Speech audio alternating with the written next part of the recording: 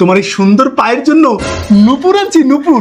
এই নুপুর পরে তুমি আমার চারপাশে ছম ছম ছম ছম করে হাঁটবা, আর আমি ভাববো আমার জানটা আমার পাশেই আছে। ঠিক আছে? সুন্দর হয়েছে না? অনেক সুন্দর হয়েছে জান, থ্যাংক ইউ।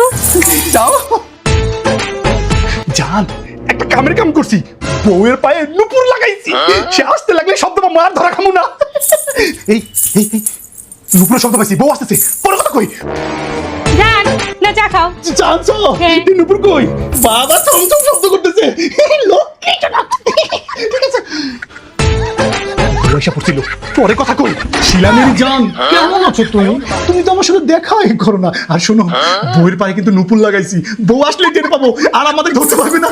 এই বউয়ের নুপুর শব্দ পাচ্ছি, পরে কথা বলি। শিলা জান, জান হ্যাঁ? আজকে কি রান্না করবো?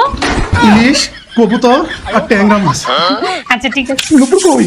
আছে তো। বাবা ছমছম শব্দ করতেছে। হ্যাঁ। ঠিক আছে,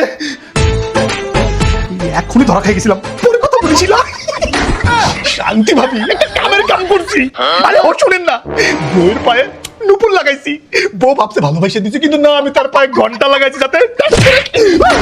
আমি ভাবছিলাম তুমি আমার ভালোবাসায় নুপুরটা পরাই দিছো। হ্যাঁ, তুমি আমার গলায় ঘন্টা লাগাইছো না, যেন আমি ছমছম করে আসলে তোমার সব কথা বলো তুমি রাখতে পারো, আমার কাছে যেন ধরা না খাও। শোনো, চোরের 10 দিন, গৃহস্থের 1 দিন। আজকে তোকে খাই।